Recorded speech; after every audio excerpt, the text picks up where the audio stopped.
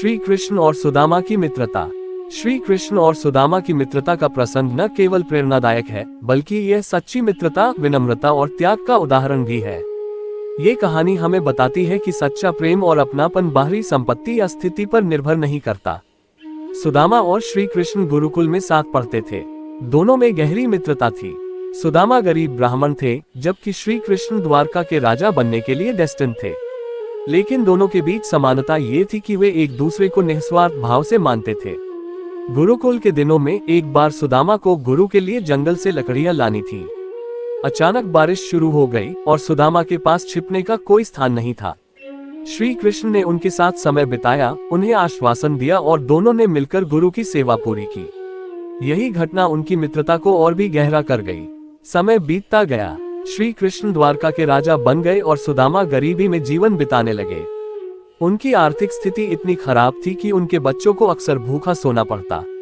एक दिन सुदामा की पत्नी ने उनसे कहा, तुम्हारे मित्र श्री कृष्ण राजा हैं, उनसे सहायता मांगो। सुदामा शुरू में संकोच कर रहे थे। उन्होंने कहा, मित्रता का आधार स्वार्थ नहीं होता। लेकिन अपने परिवार की स्थिति को देखते हुए वे श्री कृष्ण से मिलने के लिए तैयार हो गए। सुदामा ने अपनी पत्नी से कहा, मैं खाली हाथ नहीं जाऊंगा। पत्नी ने घर में थोड़ा सा चावल बांध दिया। सुदामा ने वह गठरी लेकर द्वारका के लिए प्रस्थान किया। द्वारका पहुंचने पर जब श्री कृष्ण ने सुदामा को देखा तो वे दौड़कर उनके पास आए। राजा होते हुए भी श्री कृष्ण ने सुदामा के पैर धोए और उन्हें महल में सम्मानपूर्वक बैठाया। सुदामा के हाथ में गठरी देखकर श्री कृष्ण ने कहा, मेरे मित्र, यह क्या है? सुदामा शर्मिंदा हो गए, लेकिन श्री कृष्ण ने हंसते हुए वह चावल लिया और बड़े प्रेम से खाने लगे। सुदामा ने अपनी गरीबी के बारे में कुछ नहीं कहा। उन्होंने केवल अपने मित्र से मिलने का आनंद लिया।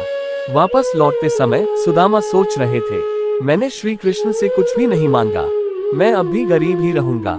जब वे अपने गांव पहुंचे तो उन्होंने देखा कि उनका झोपड़ा एक सुंदर महल में बदल चुका था। उनके बच्चे अच्छे कपड़े पहने खेल रहे थे और उनकी पत्नी खुश दिख रही थी। सुदामा समझ गए कि यह उनके मित्र श्री कृष्ण का आशीर्वाद था। कहानी का संदेश, सच्ची मित्रता स्वार्थ से परे होती है। श्री कृष्ण ने सुदामा को राजा होते हुए भी उसी प्रेम से अपनाया। सुदामा ने अपनी गरीबी के बावजूद मित्रता का प्रतीक स्वरूप चावल भेंट किया। मदद बिना मांगे होनी चाहिए। श्री कृष्ण ने सुदामा की गरीबी को समझा और उनकी सहायता की, बिना उनकी बात सुने। ईश्वर अपने भक्त की सच्ची भक्ति को पहचानते हैं। सुदामा की निस्वार्थ मित्रता और भक्ति के कारण श्री कृष्ण ने उनकी सभी समस्याओं को हल कर दिया। ये कहानी हमें सिखाती है कि सच्चा प्रेम और मित्रता किसी की स्थिति या धन पर निर्भर नहीं करती। सच्चा संबंध दिल से होता है।